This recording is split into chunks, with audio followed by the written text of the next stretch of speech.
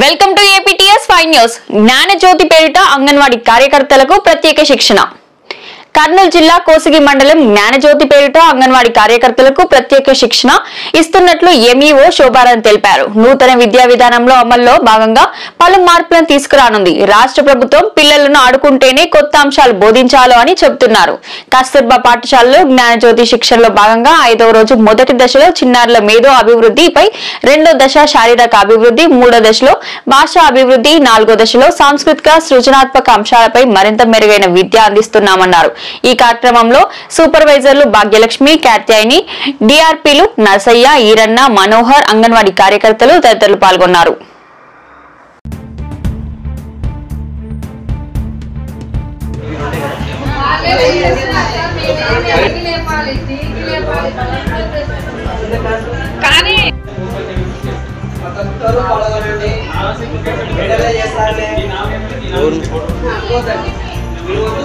అందించాలి పాయింట్ వచ్చిన టాపిక్ వాళ్ళకి సాయం చేస్తే అయిన వాళ్ళు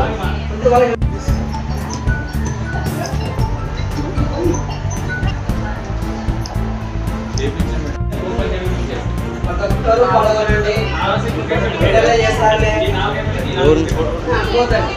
మీ వంతు సాయం వాళ్ళకి అందించాలి.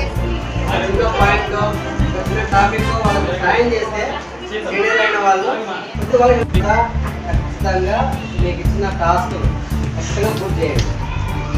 పేపర్ ప్రజెంటేషన్ మీకు ఇచ్చిన టాపిక్ మీద పేపర్లో ఖచ్చితంగా రాసి ముందు వెంటనే స్టార్ట్ చేయడం.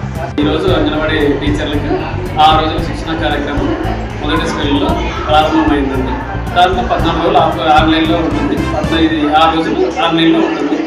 దీనిలో భాగంగానే ఈ ఫస్ట్ స్కూల్లో 20 డేస్ కంప్లీట్ అయింది. సెకండ్ స్కూల్లో కూడా 20 డేస్ ఉంది. దాంట్లో కూడా 6 రోజులు ఆఫ్లైన్లో ఉంటుంది, మళ్ళీ 14 రోజులు ఆన్లైన్లో ఉంటుంది. కనిపిస్తున్నాం దాంట్లో నర్సే, తర్వాత Eranna sir, Manohar sir, Katyayani madam, ఇద్దరు సూపర్వైజర్లు, కాత్యాయని మేడం మరియు భాగ్యలక్ష్మి మేడం, ఈ 5 మంది డిఆర్పీలు. అంగన్వాడీ టీచర్లకు ఎంఈఓ మేడము ఆదేశాల మేరకు ఈ శిక్షణ కార్యక్రమం నిర్వహించినాము. అలాగే ఆ పిల్లల్లో అంగన్వాడీ పిల్లలకు సంబంధించి అంగన్వాడీ టీచర్లు ఏం చెప్పాలంటే ఈ శారీరక అభివృద్ధి మరియు భాషాభివృద్ధి, తర్వాత మేధాభివృద్ధి, సామాజిక అభివృద్ధి, సాంస్కృతిక అభివృద్ధి, ఈ 5 డొమైన్స్ సంబంధించి మేము అంగన్వాడీ టీచర్లకు ఎంఈఓ ఆదేశాల వరకు ఇవ్వడం జరిగింది. వాళ్ళు అంగన్వాడీ కార్యకర్తలు వెళ్ళి అంగన్వాడీలో ఉండే పిల్లలకు ఈ 5 డొమైన్స్ గురించి ఏ విధంగా యాక్టివిటీస్ నిర్వహించాలనే మాదిరి వాళ్ళకి మేము శిక్షణ ఇవ్వడం జరుగుతుంది.